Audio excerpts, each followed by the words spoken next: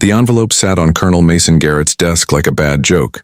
He picked it up with 2 fingers, the way someone might handle a piece of trash they found on the street. His eyes scanned the name on the application. Then he did something that would haunt him for the rest of his military career. He laughed, not a polite chuckle, not a suppressed smile, a full mocking laugh that echoed through his office at Fort Braxton, North Carolina. "Sarah Chen," he read aloud to Major Rick Donovan, who stood across from him. 5'4", 120 pounds soaking wet, and she wants to apply for the Advanced Tactical Operations Program. Major Donovan smirked. "Is this a joke?" "Must be." Colonel Garrett tossed the application onto a pile of papers. "Probably some diversity stunt. You know how it is these days. Everyone wants to prove a point." What neither man knew was that Sarah Chen was standing just outside the colonel's door. She had come to follow up on her application. She had knocked. Nobody answered. The door was slightly open, and she heard every single word. Her jaw tightened. Her fists clenched at her sides. But she did not cry. She did not storm in.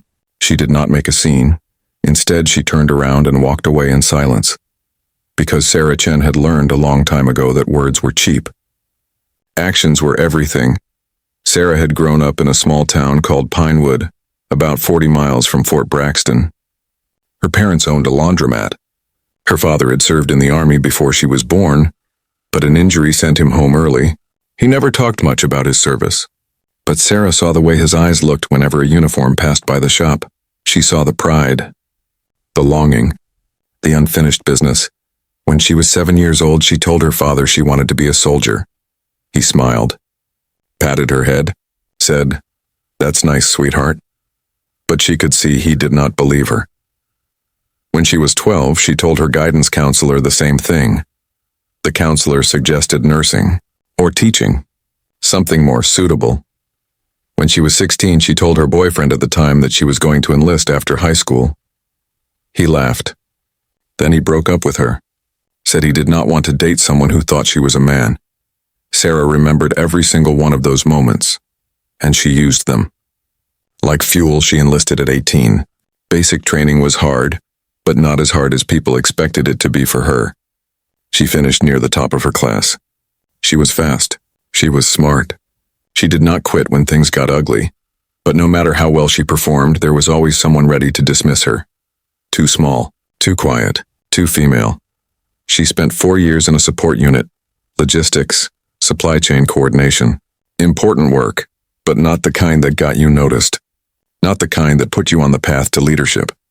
Then one day she saw a flyer. Advanced Tactical Operations Program. Applications open. It was the kind of program that could change a career. The kind that turned good soldiers into great ones. The kind that led to special assignments, elite units, real respect. She met every qualification on paper. She had the fitness scores, the marksmanship ratings, the evaluations. So she applied, and Colonel Mason Garrett laughed at her. 2 days after overhearing that conversation, Sarah received an official letter. Application denied, does not meet program standards, no explanation, no details. Just a flat rejection. She sat in her small barracks room and stared at the letter for a long time. Her roommate, a woman named Jessica Torres, sat on the opposite bunk. "You gonna fight it?" "How?" Sarah asked quietly. "File a complaint. Go through equal opportunity. Make noise." Sarah shook her head. "That will just make me a target. They will bury me in paperwork and bad assignments until I quit." Jessica frowned. "So what are you gonna do?" Sarah folded the letter and set it on her desk. Then she looked at Jessica with calm, steady eyes. "I'm going to make them regret it." The next morning, Sarah went to the base gym at 4:30 a.m. She ran. She lifted. She trained. When the sun came up, she went to her regular duties. When her shift ended, she went back to the gym. She did this every single day. People noticed. Some admired her discipline. Others whispered that she was trying too hard, that she was compensating, that she would burn out. But Sarah did not care what people whispered. She had a plan. 3 weeks later, the base announced something new, the annual Fort Braxton Combat Readiness Competition. It was a tradition that went back decades. Every year, soldiers from different units competed in a series of physical and tactical challenges. It was brutal. It was respected, and it was open to everyone. The winner's name went on a plaque in the base headquarters. But more than that, the winner earned something you could not fake. Respect. Sarah saw the announcement on the bulletin board outside the dining facility. She read it twice. Then she walked straight to the registration table and signed her name. The sergeant manning the table looked up at her. "You sure about this, Chen?" "Yes, Sergeant," he shrugged. "Your funeral." Word spread fast. By that evening, half the base knew that Sarah Chen had signed up for the competition. Some people were surprised. Others were amused. And in his office, Colonel Mason Garrett heard the news from Major Donovan. "That Chen girl signed up for the combat readiness competition," Donovan said with a grin. Garrett looked up from his paperwork. "The one who applied for ATOP?" "Yep," Garrett shook his head. "She is going to embarrass herself. Maybe she will drop out before it starts. Maybe." Garrett returned to his work. "Either way, it does not matter. She does not belong in that program. And this little stunt is not going to change that." But what Colonel Garrett did not know was that Sarah Chen was not trying to change his mind. She was trying to break his assumptions. The competition was 3 weeks away. Sarah trained like her life depended on it. She studied the previous year's events. Obstacle courses, marksmanship under stress, land navigation, casualty evacuation drills, ruck marches with heavy loads. Every event was designed to push soldiers to their limit. Most competitors were men. Most were bigger, stronger, and had more combat experience than Sarah. But Sarah had something they did not. She had something to prove. One evening, she was running sprints on the track when someone called out to her, "Chen." She stopped and turned. It was Staff Sergeant Marcus Hill. He was built like a tank, 6'2", 230 pounds of muscle. He had deployed 3 times. He was one of the favorites to win the competition. He jogged over to her. "I heard you signed up," he said. Sarah nodded. "I did." He studied her for a moment. Then he said something she did not expect. "Good." She blinked. "Good?" "Yeah," he crossed his arms. "Most people talk. You are actually doing something. I respect that." Sarah did not know what to say. Marcus continued. "Look, I am going to win this thing. But I would rather beat someone who actually trained for it than someone who just showed up. So do not go easy on yourself. Understand?" Sarah met his eyes. "I never do," he smiled. "Good luck, Chen." Then he turned and jogged away. It was a small moment. But it mattered. Because for the first time in a long time, someone saw her as a competitor. Not a joke. Not a diversity checkbox. Not a girl trying to play soldier. A competitor. The night before the competition, Sarah sat alone in the chapel on base. She was not particularly religious. But she needed a quiet place to think. She thought about her father, about the way he looked at uniforms. She thought about every person who ever doubted her. And she thought about Colonel Garrett's laugh. She closed her eyes. "Tomorrow," she whispered to herself. "Tomorrow everything changes." The morning of the competition arrived cold and clear. Over 200 soldiers gathered at the starting area. Spectators lined the course.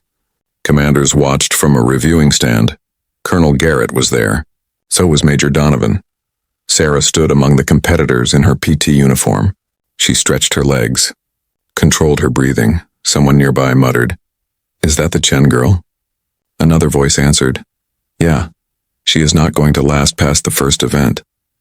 Sarah heard them, but she did not react. She just stared straight ahead at the course.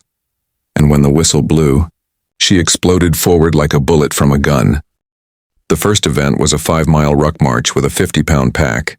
It was designed to weed out the weak early. The course wound through rough terrain, hills, mud, loose gravel, the kind of ground that punished every step. Sarah settled into a rhythm. She kept her breathing steady, her steps quick but controlled. She had done this 1,000 times in training, but doing it alone was different than doing it in competition. Around her, soldiers grunted and pushed. Some sprinted ahead early, burning energy they would need later. Others paced themselves just like she was doing. By the second mile, her shoulders were screaming. The pack dug into her back. Her legs felt heavy, but she did not slow down. She passed a soldier who had stopped to adjust his pack. Then another who was limping. Then another who was breathing too hard, bent over with his hands on his knees. She kept moving. At the 3-mile mark, she saw Staff Sergeant Marcus Hill ahead of her. He was moving fast, his long legs eating up the distance. She focused on his back and used him as a target. Step by step, she closed the gap. By mile 4, she was right behind him. He glanced over his shoulder, saw her. His eyes widened just a little, then he smiled and pushed harder. So did she. They crossed the finish line within 10 seconds of each other. Marcus finished first in the ruck march. Sarah finished 7th. Out of 200 soldiers, she dropped her pack and bent over, gasping for air. Sweat poured down her face. Her legs trembled, but she was smiling. Marcus walked over, barely winded. "Not bad, Chen." She looked up at him, still catching her breath. "You too," he laughed. "I mean it. 7th place. Most of these guys did not expect you to finish at all." Sarah straightened up. "I know. Use that," Marcus said quietly. "Let them underestimate you. Then crush them when it matters." She nodded. He clapped her on the shoulder and walked off to prepare for the next event. The second event was an obstacle course. Walls to climb, ropes to swing across, a cargo net, monkey bars, a low crawl through mud under barbed wire. This was where size mattered. Upper body strength, grip, reach. All things Sarah had less of than most of the men. But she had spent weeks preparing for this exact challenge. She knew she could not outmuscle them. So she had focused on technique, speed, efficiency. When the whistle blew, she attacked the course like a wildcat. She hit the first wall at a sprint, planted her foot, pulled herself up and over in one smooth motion. The rope swing came next. She had practiced this 100 times. She knew exactly where to grab, exactly when to release. She flew across the gap and landed clean. Behind her, a larger soldier misjudged the swing and splashed into the mud pit below. Sarah did not look back. She scrambled up the cargo net, her small frame an advantage here. Less weight to pull, faster movement. At the top, she swung her legs over and dropped to the other side. The monkey bars were next. This was the hardest part for her. Her reach was shorter. Her grip strength was good, but not great. She jumped up, grabbed the first bar, swung to the second. Her hands were already slipping from sweat. 3rd bar. 4th. Her shoulders burned. 5th bar. 6th. She could hear the crowd, now shouting, cheering. 7th bar. 8th. One more. She swung hard and grabbed the final bar. Her hand slipped. For a split second, she hung by one arm. The crowd gasped, but Sarah Chen did not fall. She swung her other hand up, caught the bar, and pulled herself to the platform. The cheering got louder. She dropped to the ground and sprinted to the low crawl, mud barbed wire. 50 yards of misery. She dove into it without hesitation, elbows and knees, drag and pull. The wire tore at her uniform. Mud filled her mouth and nose, but she kept moving. When she finally crawled out the other side and crossed the finish line, she was covered head to toe in filth, but she was smiling again because she had just finished 12th out of 200. By the end of the second event, people were starting to pay attention. Soldiers who had dismissed her were now watching closely. Commanders who had ignored her were checking their scoring sheets. And up in the reviewing stand, Colonel Mason Garrett was no longer smiling. "She is doing better than I expected," Major Donovan said carefully. Garrett said nothing. He just watched Sarah as she walked to the water station, muddy and exhausted but still standing. The third event was marksmanship under stress. Competitors had to complete a series of physical exercises, burpees, sprints, bear crawls, then immediately move to a firing line and engage targets at various distances. Heart rate up, hands shaking, breathing ragged. It separated the good shooters from the great ones. Sarah had always been a good shooter. But she knew this event would test her in ways she had not experienced before. When her turn came, she hit the exercises hard. 30 burpees, a 100-yard sprint, 50 yards of bear crawls. By the time she reached the firing line, her heart was hammering in her chest. Her hands were shaking. Her vision was blurred with sweat. The range officer handed her a rifle. 40 seconds. 10 targets, begin. She dropped to prone position, controlled her breathing the best she could. Inhale, exhale, squeeze. First target. Hit, adjust, breathe. Second target, hit. Her hands were still shaking, but her mind was calm. Third target, hit. She moved through the targets methodically. No rush, no panic. When the buzzer sounded, she had hit 9 out of 10, not perfect, but well above average. She stood up and handed the rifle back to the range officer. He looked at her score, then at her. Good shooting, soldier. Thank you. Sir, by the end of day 1, Sarah Chen was ranked 15th overall. It was higher than anyone expected, higher than she had even hoped. That night, back in her barracks, Jessica Torres was waiting for her. You are all over the base, Jessica said, grinning. People are talking. Sarah sat down on her bunk, exhausted. Talking good or talking bad? Both. Jessica handed her a bottle of water. Some people are impressed. Others are saying you got lucky, that you will not keep up tomorrow. Sarah took a long drink. What do you think? Jessica smiled. I think you are about to make a lot of people eat their words. Day 2 started with a land navigation course. Competitors were given a map, a compass, and a list of coordinates. They had to find 8 checkpoints spread across miles of wilderness. No GPS, no help. First one, back one. Sarah had always been good at land nav. It was one of the few events where size and strength did not matter. Only skill. Only focus. She studied her map, plotted her route, then took off into the woods. The terrain was thick. Heavy brush, steep hills, easy to get turned around. But Sarah moved with confidence. She hit the first checkpoint in under 20 minutes, then the second. At the third checkpoint, she ran into another competitor. A tall man named Corporal Diaz. He was studying his map, confused. You lost? Sarah asked. He looked up, embarrassed. I think I overshot it. She glanced at his map, pointed. You are here. Checkpoint 3 is back that way about 300 meters. He blinked. You sure? Positive. Thanks, Chen.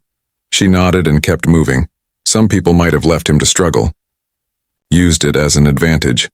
But Sarah was not trying to win by making others fail. She was trying to win by being better.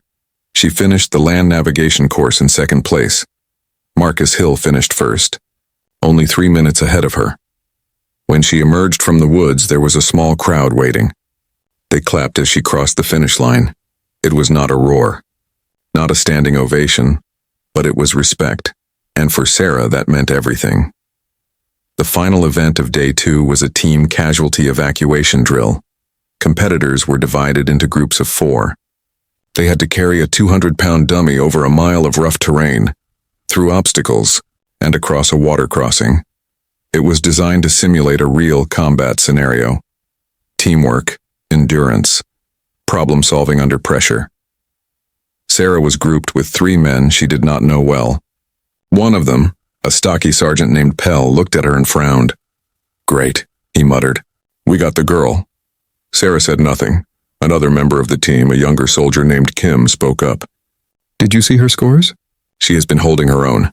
Pell shrugged. This is different. This takes strength. Sarah met his eyes. Then let me carry my share. Pell smirked. We will see. The whistle blew. The 4 of them grabbed the dummy and lifted. It was heavy. Awkward. The weight shifted as they moved. Pell and another soldier took the front. Kim and Sarah took the back. They started moving. Within 2 minutes, Pell was breathing hard. This is brutal. Keep moving, Sarah said. They hit the first obstacle, a waist-high wall. They had to lift the dummy over it without dropping it. On 3, Sarah called. 1, 2, 3, they lifted together. The dummy went over. They kept moving. The next obstacle was a shallow trench. They had to lower the dummy down, then pull it back up the other side. Pell slipped.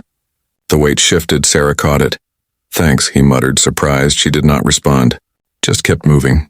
The water crossing was last. A shallow stream, but slippery rocks and a strong current. They waded in. The cold water hit them like a slap. The dummy got heavier, soaked through. Halfway across, Kim lost his footing. The weight lurched. Sarah braced hard, held the line. I got it, she grunted. Kim recovered. They kept moving. When they finally crossed the finish line, all 4 of them collapsed in the mud, gasping. Pell looked over at Sarah. I was wrong about you, he said between breaths. Sarah nodded. I know. At the end of day 2, the rankings were posted. Sarah Chen was now ranked 8th overall. The crowd around the board buzzed with conversation, and up in his office, Colonel Mason Garrett stared at the same rankings on his computer screen. Major Donovan stood beside him. She is in the top 10. Garrett's jaw tightened. It is not over yet. No, sir. But she is making a statement. Garrett closed the window. Statements do not win competitions. But deep down he was starting to wonder. Day 3, the final day. The base was buzzing with energy. Word had spread beyond Fort Braxton. Soldiers from other units had driven in to watch. Families, local media, even a few veterans from town showed up to see what all the talk was about. And most of them had heard the same thing. A small female soldier named Sarah Chen was in 8th place, and she was not backing down. Some people came to cheer her on. Others came to watch her fail. Sarah did not care which. She woke up at 0430, same as always. Her body ached. Her muscles were sore in places she did not know existed. Blisters covered her feet. Her hands were raw, but her mind was clear. Jessica was already awake, sitting on her bunk. You ready? Sarah laced up her boots. Yes. You know the whole base is watching now, right? Sarah nodded. I know, Jessica smiled. Good. Make them remember your name. The first event of the day was a timed disassembly and reassembly of an M4 rifle. Blindfolded, it tested muscle memory, calmness under pressure, attention to detail. Sarah had done this drill so many times she could do it in her sleep. When her turn came, they placed the rifle in front of her and tied the blindfold over her eyes. The world went dark. Begin, the judge said. Her hands moved on instinct. Charging handle, bolt carrier group, buffer spring, lower receiver. Piece by piece, she broke the rifle down. Then she reversed the process. Her fingers moved fast but careful. No fumbling, no hesitation. She seated the final pin and raised her hand. Time, the judge called. 41 seconds, the crowd murmured. It was the second fastest time of the day. Sarah removed the blindfold and stepped aside. She caught a glimpse of Colonel Garrett in the crowd. He was watching her now, not with amusement, with something else. Concern. The second event was a written tactics and strategy exam. It was the only non-physical event in the competition. A test of knowledge, decision-making, leadership under hypothetical combat conditions. Many competitors hated this part. They were doers, not thinkers. But Sarah had always been both. She sat in the testing room with 24 other competitors. The proctor handed out the exam booklets. You have 90 minutes, he said. Begin. Sarah opened the booklet. The scenarios were complex. Ambush responses. Resource allocation. Ethical dilemmas under fire. She read each question carefully, thought through her answers, wrote clearly and confidently. Some soldiers rushed. Others stared at the pages, lost. Sarah stayed calm. When time was called, she handed in her booklet and walked out. She would not know her score until later. But she felt good about it.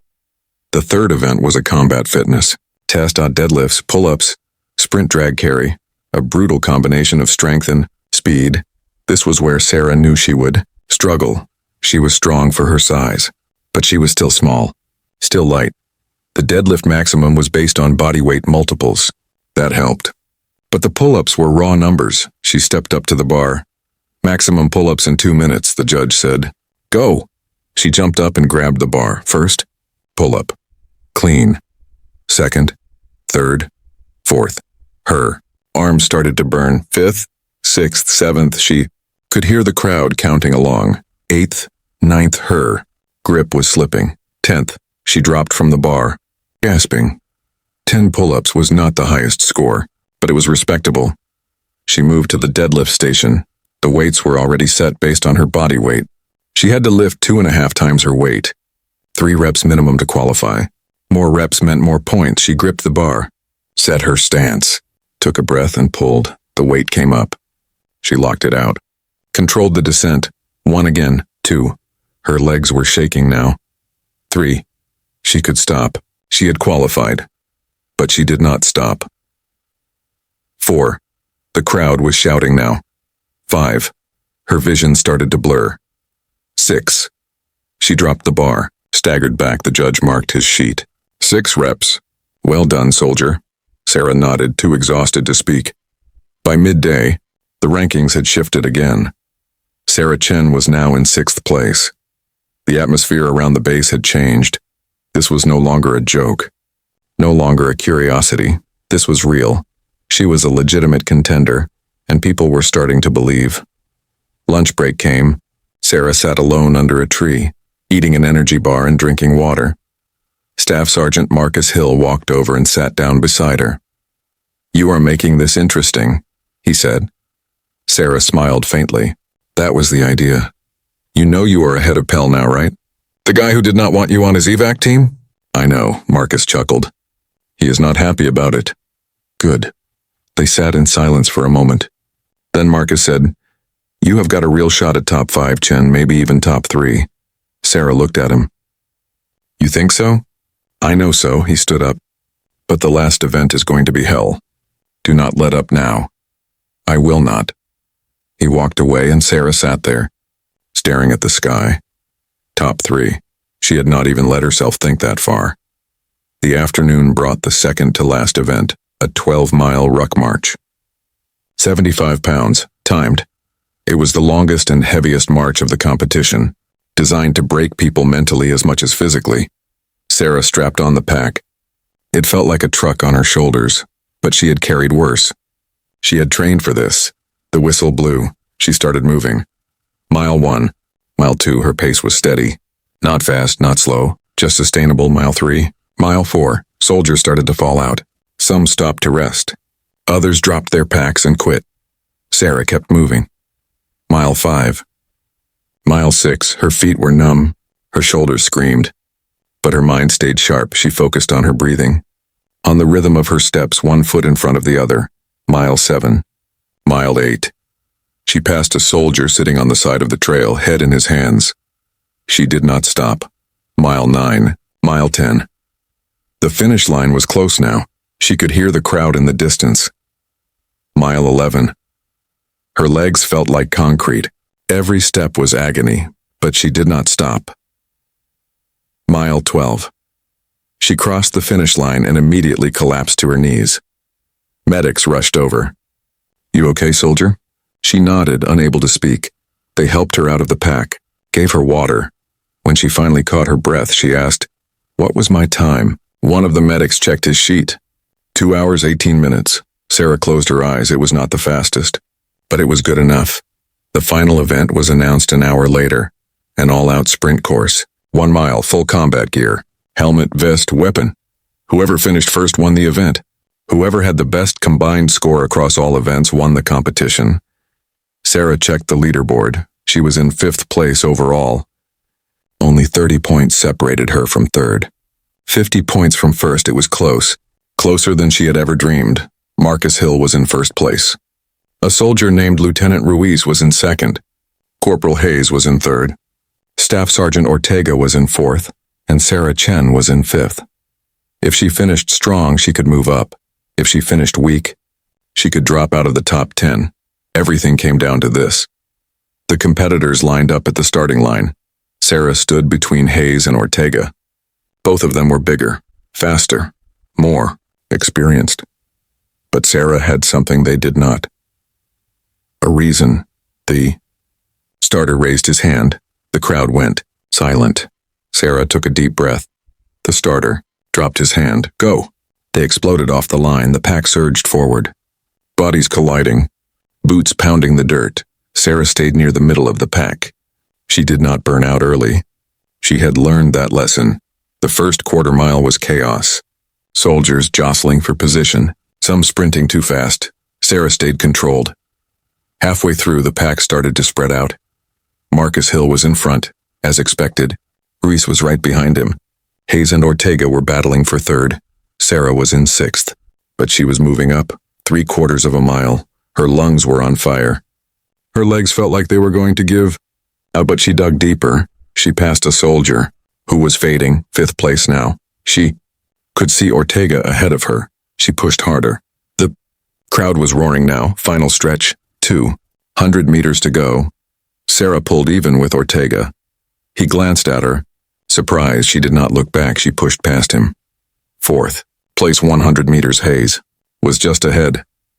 She gave everything she had left. 50 meters. She pulled even with Hayes. 25 meters. They crossed the finish line at almost the same moment. Sarah collapsed onto the ground, gasping, her chest heaving. The world spun, but she heard the announcer. Photo finish between Hayes and Chen. They reviewed the footage. The judges huddled around a monitor. The crowd waited in tense silence. Finally, the head judge stepped forward with a microphone. In the final event, he said, "Fourth place goes to Staff Sergeant Ortega. Third place is a tie between Corporal Hayes and Specialist Sarah Chen." The crowd erupted. Sarah lay on her back, staring at the sky, tears streaming down her face. A tie for third in the final event. But what did that mean for overall rankings? The final scores were calculated. It took 20 minutes. Sarah sat on the ground, too exhausted to stand. Jessica sat beside her, holding her hand. Finally, the announcer returned to the microphone. "Ladies and gentlemen, we have the final results of the Fort Braxton Combat Readiness Competition." The crowd went silent.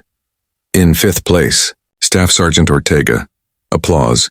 In fourth place, Corporal Hayes. More applause. Sarah's heart pounded. In third place, the pause felt like an eternity. Specialist Sarah Chen.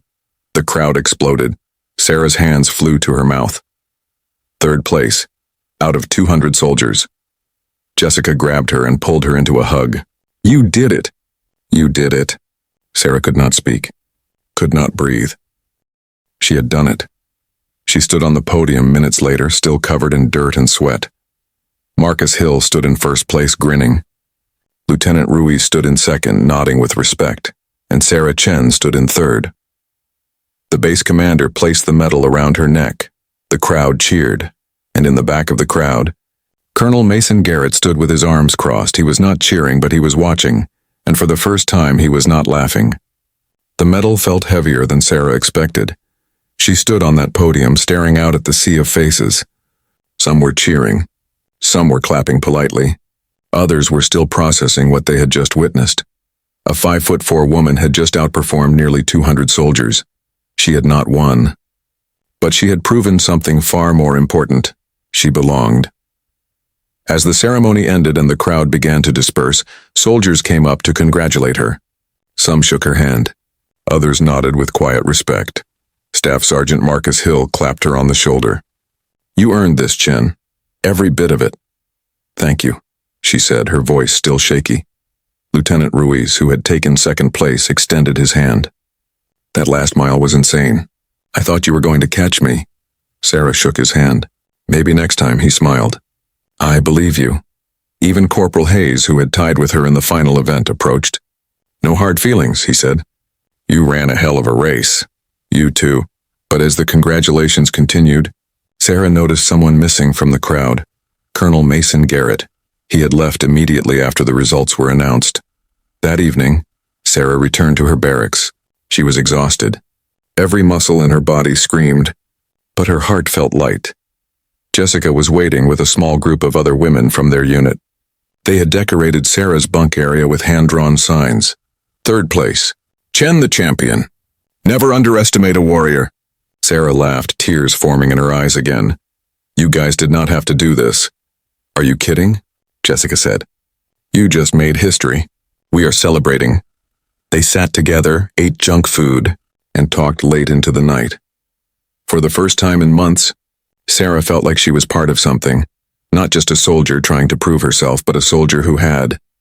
The next morning, Sarah was called to the battalion headquarters. She reported in uniform. Still sore from the competition, the clerk at the front desk looked up. "Specialist Chen?" "Yes." "Colonel Garrett wants to see you." Sarah's stomach tightened. She had not spoken to him since overhearing his mocking laughter weeks ago. She followed the clerk down the hall and stopped. Outside the colonel's office, the clerk knocked. "Specialist Chen is here, sir." "Send her in," came the reply. Sarah stepped inside. Colonel Mason Garrett sat behind his desk. Major Donovan stood beside him. Neither man was smiling. "Close the door," Garrett said. Sarah did. Have a seat. She sat, keeping her back straight, her eyes forward. For a long moment, Garrett said nothing. He just studied her. Finally, he spoke. That was quite a performance this weekend. Thank you, sir. 3rd place out of 200, impressive. Thank you, sir. Another pause. Then Garrett leaned forward. Let me be honest with you, Chen. When I saw your application for the Advanced Tactical Operations Program, I did not think you were serious. Sarah's jaw tightened. But she said nothing. I thought it was a publicity stunt, a box-checking exercise. I did not think you had what it takes. He paused. I was wrong. Sarah blinked. Garrett continued. Your performance this weekend showed discipline, heart, and resilience. Those are qualities we need in ATOP. Qualities I clearly underestimated. He slid a folder across the desk. This is a new application for the program. It has my signature on it already. All it needs is yours. Sarah stared at the folder. This was what she had wanted, what she had fought for, but something felt wrong. She looked up at Garrett. Permission to speak freely, sir? Garrett raised an eyebrow. Go ahead. Sarah took a breath. With respect, sir, I do not want to be accepted into ATOP because I made you look bad. I want to be accepted because I meet the standards, the same standards as everyone else. Garrett's expression did not change. You do meet the standards, Chen. That is why I am offering this. Then why was my first application denied? The room went silent. Major Donovan shifted uncomfortably. Garrett's eyes narrowed. What are you implying? Sarah met his gaze. I am implying that my first application met every qualification on paper. I had the scores, the fitness ratings, the evaluations, but it was denied with no explanation. She leaned forward slightly. I want to know why. Garrett's face hardened. Specialist, you are out of line. Am I, sir? Or am I asking a question that should have been answered weeks ago? Major Donovan stepped forward. Chen, you need to watch your tone. But Sarah did not back down. I overheard you, sir, she said quietly. The day I came to follow up on my application, your door was open. I heard you laugh. I heard you say I was probably a diversity stunt. Garrett's face went pale. I heard every word. The silence in the room was deafening. Finally, Garrett spoke. His voice was low, controlled. That was inappropriate. Yes, sir, it was. He sat back in his chair. For the first time, he looked uncomfortable. I made assumptions based on things that had nothing to do with your qualifications. He said slowly. That was wrong. And I apologize. Sarah had not expected that. An apology from a colonel was rare, almost unheard of, but she was not finished. Apology accepted, sir. But I do not want special treatment now because I embarrassed you in front of the whole base. I want the same standards, the same process, the same respect that any other soldier would get. Garrett studied her for a long moment. Then, surprisingly, he smiled. You have got guts, Chen. I will give you that. He pulled the folder back, opened it, took out a pen, and he crossed out his signature. You are right, he said. You should not get in because I feel guilty. You should get in because you earned it. He turned to Donovan. Pull her original application. Review it against current ATOP standards. If she meets them, and I am confident she does, approve it. No shortcuts, no favors. By the book, Donovan nodded. Yes, sir. Garrett looked back at Sarah. Fair enough? Sarah nodded. Yes, sir. Good. Dismissed. Sarah stood, saluted, and turned to leave. But as she reached the door, Garrett spoke again. Chen. She stopped and looked back. For what it is worth, he said quietly. I am glad I was wrong about you. Sarah held his gaze for a moment, then she nodded. So am I, sir. And she walked out. 2 weeks later, Sarah received an official letter. Application approved. Advanced Tactical Operations Program. She read it 3 times to make sure it was real. Jessica saw the look on her face. You got in? Sarah nodded, unable to speak. Jessica screamed and hugged her. You did it. You actually did it. Sarah held the letter in her hands. Still in disbelief, she had done it. Not because someone felt sorry for her. Not because she made noise or filed complaints. But because she proved herself. On her own terms. 3 months later, Sarah began the Advanced Tactical Operations Program. It was the hardest thing she had ever done. Harder than basic training. Harder than the competition. Harder than anything she had imagined. But she did not quit. She showed up every day, She pushed through the pain. She learned. She adapted. She grew, and when other candidates struggled, she helped them. When someone doubted themselves, she reminded them why they were there. She became not just a strong soldier, but a leader. 1 year later, Sarah Chen graduated at the top of her ATOP class. The ceremony was held on the same parade field where the combat readiness competition had taken place. Her parents came. Her father wore his old army cap. Her mother cried. Jessica was there. Marcus Hill was there. Even Corporal Hayes showed up to congratulate her, and in the crowd, standing quietly near the back, was Colonel Mason Garrett. He did not speak to her, did not approach, but when their eyes met across the field, he nodded. It was a small gesture, but it meant everything. After the ceremony, a young female private approached Sarah. She looked nervous, unsure. "Excuse me, ma'am," the private said quietly. "I just wanted to say, I heard about what you did. The competition, ATOP, all of it." Sarah smiled. "Thank you." The private hesitated, then said, "I want to apply for ATOP too, but I am scared. I do not know if I am good enough." Sarah looked at her, really looked at her. She saw herself a year ago. Doubted, dismissed, afraid. "Can I tell you something?" Sarah said. "Yes, ma'am." "You are going to hear a lot of voices telling you that you are not good enough, that you are too small, too weak, too different." The private nodded. "But the only voice that matters," Sarah continued, "is the one inside you, the one that tells you to keep going, to prove them wrong, to earn your place." She placed a hand on the private's shoulder. "Listen to that voice, and do not ever let anyone laugh you out of your dreams." The private's eyes filled with tears. "Yes, ma'am. Thank you." She saluted and walked away. Sarah watched her go, and she smiled, because she knew the cycle was continuing. Another woman, another fight, another chance to prove the doubters wrong. That night, Sarah sat alone on a bench overlooking the base. The medal from the competition hung on the wall of her room.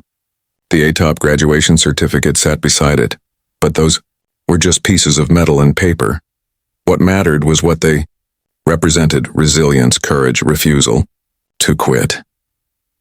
She thought back to the day she overheard Colonel Garrett's laughter, the day she could have given up, the day she could have walked away, but she did not. She chose to fight, and in doing so, she did not just change her own life, she changed the way people saw her, the way they saw women like her. She broke every assumption, she shattered every excuse, she broke every record that mattered, not on paper, but in their minds. 6 months later, Sarah Chen was selected for her first deployment with an elite tactical unit. She was the first woman in the unit's history. Some soldiers were skeptical, others were curious, but Sarah did not worry about their opinions. She had learned long ago that respect was not given, it was earned, and she had plenty more to prove. Years later, when people asked her about that competition, about the moment that changed everything, Sarah always gave the same answer. "I did not win because I was the strongest, or the fastest, or the best. I won because I refused to let someone else's doubt become my truth." She would pause, then smile. "He laughed at my application. He thought I was a joke. But I broke every record that mattered, and I did it on my own terms." And in a small office at Fort Braxton, a new commander now hung a photo on the wall. It was from the combat readiness competition, a small woman standing on a podium, covered in mud, exhausted, smiling. Underneath the photo was a plaque: "Never underestimate heart. Specialist Sarah Chen, 3rd place, Fort Braxton."